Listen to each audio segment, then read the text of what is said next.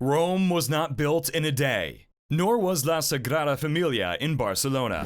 A massive 5-ton star had been hoisted atop the basilica's new tower of the Virgin Mary, the tallest of what would one day be 18 spires when it opened in December 2021. Since 1882, continuous work had been done on the religious masterpiece.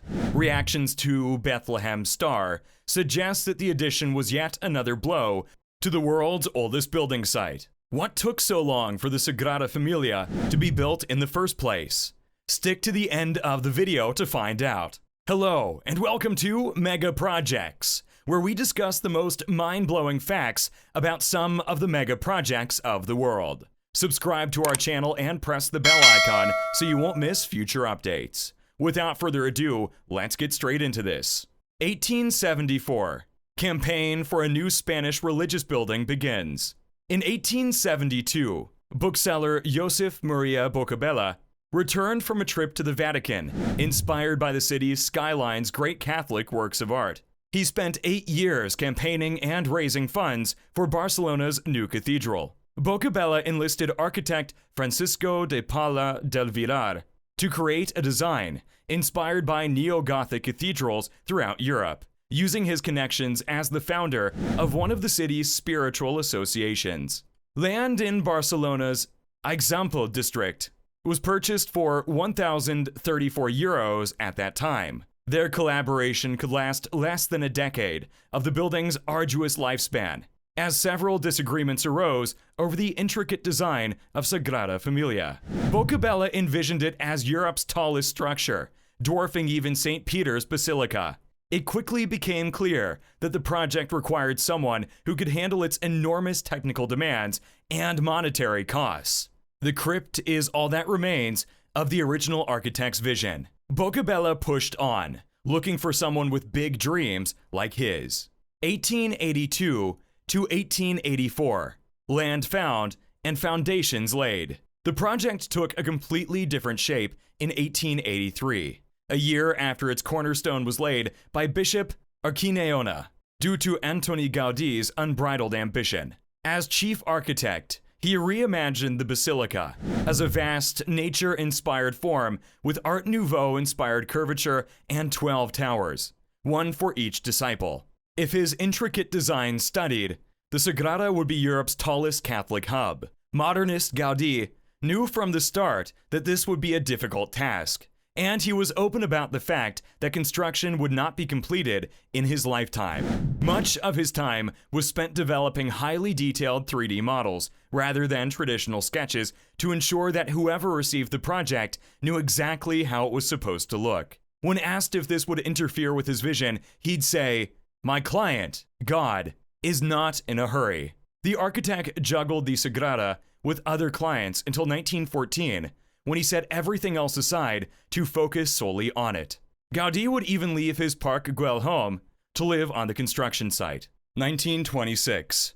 Gaudi dies in a tragic accident. Antoni Gaudi, who had dedicated his life to the Sagrada for 43 years, was killed by a tram while walking to confession, as he did every day. Because of his disheveled appearance, the 73-year-old was mistaken for a beggar rather than Spain's most famous architect. He had neglected hygiene and nutrition in the name of his passion project. Thousands of mourners turned out for the funeral procession, which ended at the unfinished but magnificent church. Gaudi only lived to see one of the sacred space's iconic bell towers completed the year before. The basilica was 15 to 25% finished the year it lost its creator. For over a decade, his untimely death halted all progress. 1936. Staff killed, models destroyed in the Spanish Civil War. During a period of civil unrest, anarchists broke into Gaudi's former office. Models were smashed, plans were burned, and the church's crypt was destroyed as a result. More devastation followed, as the war killed 12 people involved in the creation's maintenance. Construction was being held up even more as the remaining members of La Sagrada Familia's team laboriously tried to piece together the salvageable pieces. 1938. George Orwell slates the design. Influential during one of the site's most stagnant periods, British novelist George Orwell paid a visit. He called the cathedral one of the most hideous structures in the world. Unlike most of Barcelona's churches, it was not damaged during the revolution. It was spared because of its artistic value, people said. I believe the anarchists acted irresponsibly by failing to blow it up when they had the opportunity. 1939 to 1986. A revolving door of architects and funding problems. Despite Francisco Franco's long dictatorship over Spain, work continued. Franco was uninterested in La Sagrada, but there was little he could do about it. Gaudi had insisted on it being funded by the Spanish Catholic community. Francesc de Paula Quintana took control of the proceedings in 1939. Isidre Puig y Boada and Luz Bonet y Gar in 1966.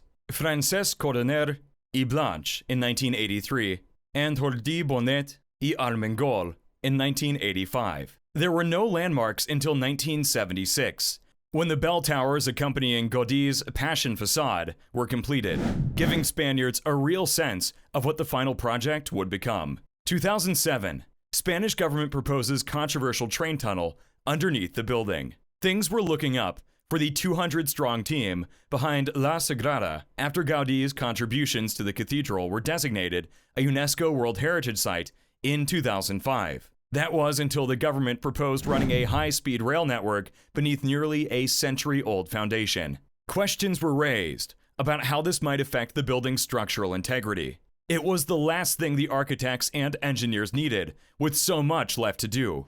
After government officials insisted that the underground tunnels would not interfere with ongoing work, construction began in 2010. The service went live in 2013, rendering a 6-year battle to stop it futile. 2010, consecrated by Pope Benedict XVI. Pope Benedict XVI visited La Sagrada in 2010 to consecrate it as an official basilica. Over 50,000 people gathered on the streets to receive communion from hundreds of bishops and priests.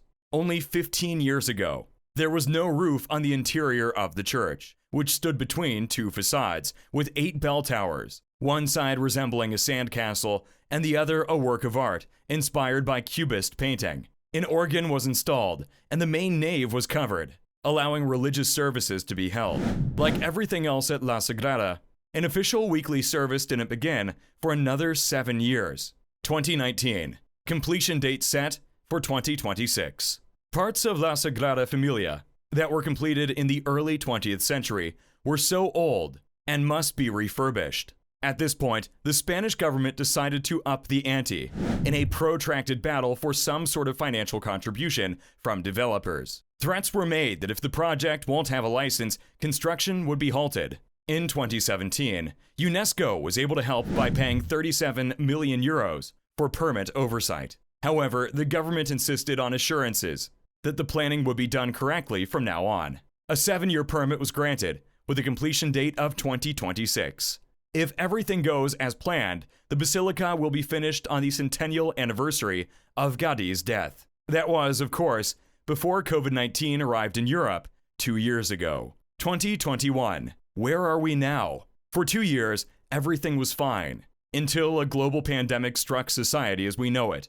COVID halted construction on the structure for the first time since parts of it were destroyed during the Spanish Civil War. Several months of inaction has pushed the 2026 deadline back, as the team working on its completion attempted to make up lost ground. This was also a setback for La Sagrada's funding pipeline. As per Gaudi's request that the project not rely on corporate donors, personal donations, and ticket sales would ensure 36 million euros would be paid to the Spanish government in arrears until 2026.